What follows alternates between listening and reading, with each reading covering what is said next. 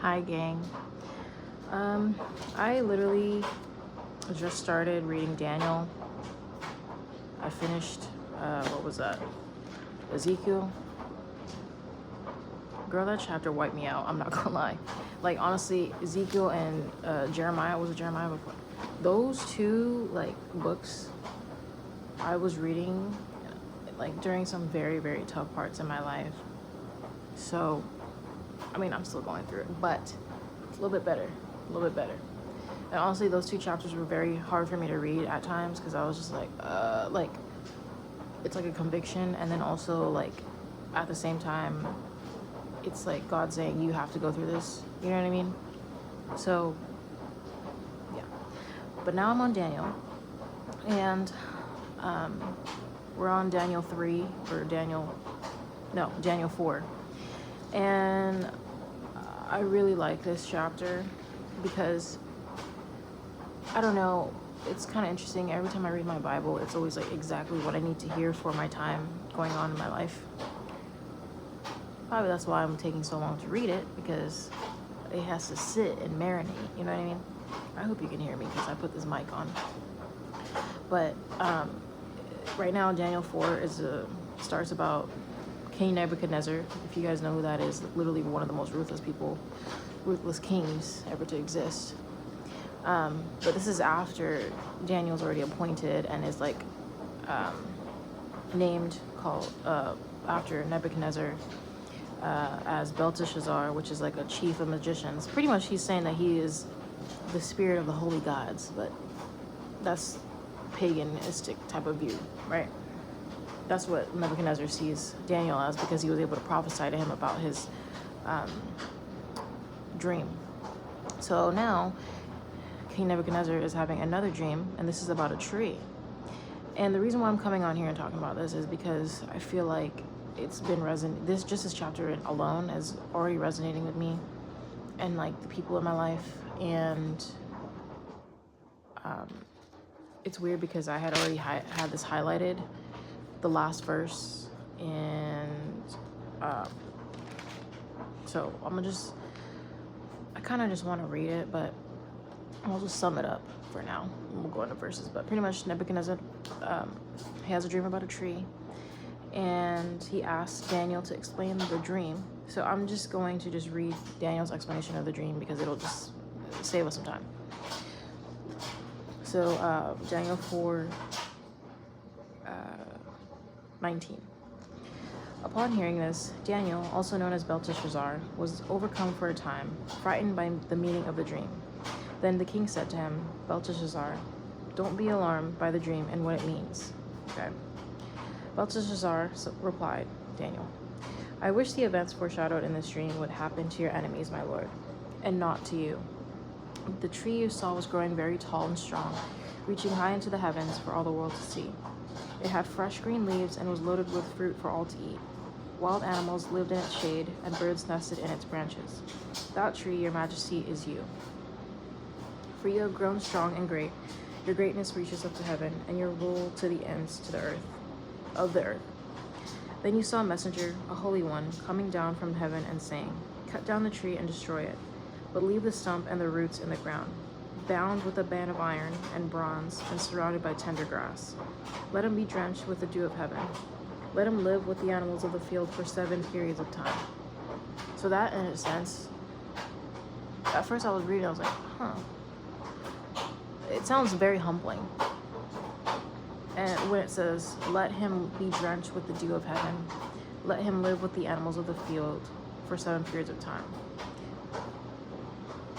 But the first thing says, cut down the tree and destroy it. Like, you're saying this to a king. You know, that's pretty, like,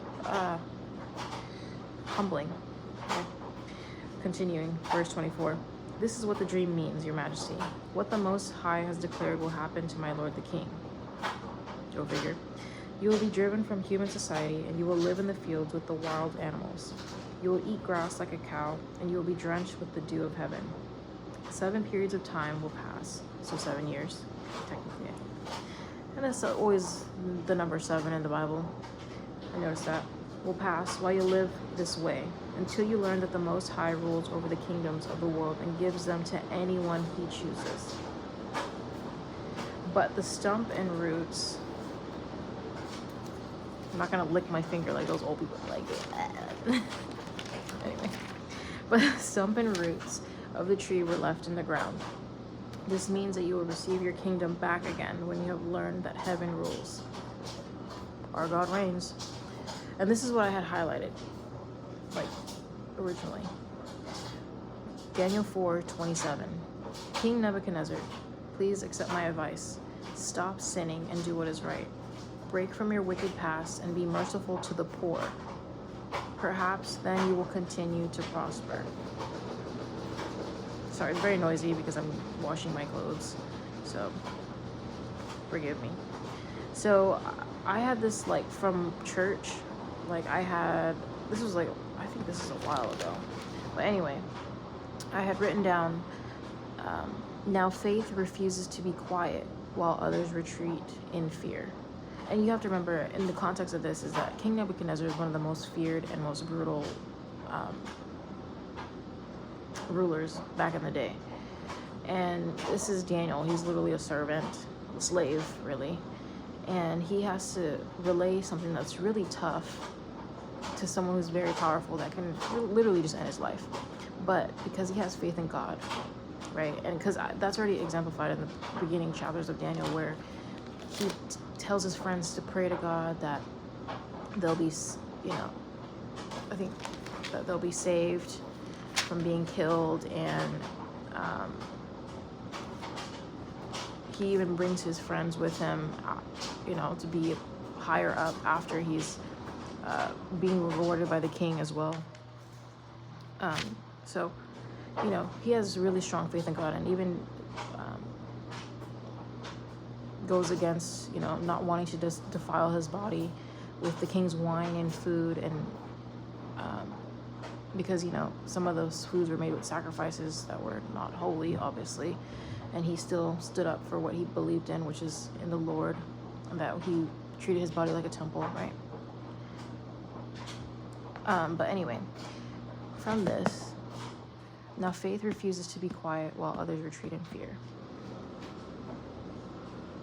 Sometimes it's really hard to express things to people or to speak up in situations. I feel like that's been a very common theme for me this week, is about speaking up, even when you feel like you're gonna ruffle people's feathers, or they're gonna make someone mad, or they're gonna feel like you're judging them, or you have a different opinion or view. But I think it's important that we, as believers, you stand up for what you believe in. It's very hard. I'm not gonna sit here and front on you guys. I have a hard time like trying to speak up to my friends or people, even my parent, or people I know about certain situations that I guess you could say they're considered a sin, or not even as considered a sin, but just like being very mean, or like, things that I guess God will frown upon. But who am I? Because I myself sin all the time. But I'm just saying, it's very hard to speak up in situations when you see something not necessarily right. And it's weird because this week I had like this work training where we had to do, we had to talk about speaking up and at work, and it's just, anyway. I do feel like God is trying to send some message. Okay. But anyway, I have another verse that I wrote down, and it says Romans 1:16. And pretty much the note I made was Paul was not afraid to preach the gospel as well. Because in this verse already with Daniel, he's saying, please accept my advice. Stop sinning and do what is right. Break from your wicked past and be merciful to the poor. Perhaps then you will continue to prosper. And this is kind of like a warning, right? But it's also him being a friend and being brave. Sometimes having to speak up requires us to be brave. But let me go to Romans 1:16. Maybe God will show us something else. Because it was weird. Like, I just opened my Bible up and I was like getting ready to start reading chapter 5, and then I seen this and I was like, huh. And I had just had a moment. I was sitting here eating this, thinking about like some of my friends right now and like different situations and like, you know, trying to change my outlook and like my behaviors, and but like I also think about my friends, and like I respect them, but I also care about them too, about, you know, don't we all want everyone to be saved? We want everyone to go to heaven and all the things like that. Like, even sometimes I don't even know if I'm going. Literally, none of us deserve to go to heaven technically, but you know, dying to yourself every day is always a very hard choice, and it's a struggle. But that's why Jesus did it anyway for us. But anyway, let me go on Romans 1. I'm over here chatting like that again. Y'all know how I be. Even if nobody's even watching this channel, I don't even care. I'm still gonna talk about it, because one day maybe I'll need to look at these messages and like reflect, you know.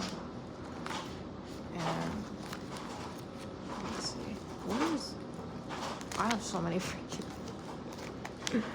okay, Romans 1, let's go. I really hope you guys can hear me. Romans 1:16.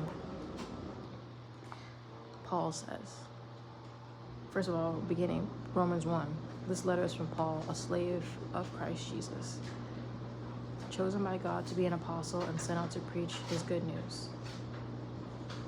That in itself is literally what God asked us to do. Point blank period. Going to 16. For I am not ashamed of this good news about Christ. It is the power of God at work, saving everyone who believes, the Jew first and also the Gentile. 17. This good news tells us how God makes us right in his sight. This is accomplished from start to finish by faith. As scriptures say, it is through faith that a righteous person has life. And then God's anger at sin. Verse 18. But God shows his anger from heaven against all sinful, wicked people who suppress the truth by their wickedness. They know the truth about God because he has made it obvious to them. For ever since the world was created, people have seen the earth and sky through everything God had made, and they can clearly see his invisible qualities, his eternal power and divine nature. So they have no excuse for not knowing God. 21. Yes, they knew God, but they wouldn't worship him as God or even give him thanks. And they begin to think of foolish ideas of what God was like. As a result, their minds become dark and confused.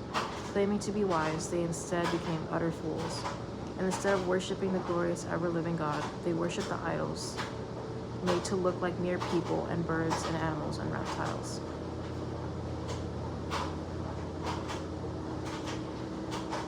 I'm gonna just finish the chapter because this is actually kind of getting good. So God abandoned them to do whatever shameful things their hearts desired. As a result, they did vile and degrading things with each other's bodies. Guilty. Anyway, they traded the truth about God for a lie. So they worshipped and served the things God created instead of the Creator himself, who is worthy of eternal praise. Amen. That is why God abandoned them to their shameful desires. Even the woman turned against the natural way to have sex and instead indulge in sex with each other. About to ruffle feathers with this verse, boo. Hey, it says it.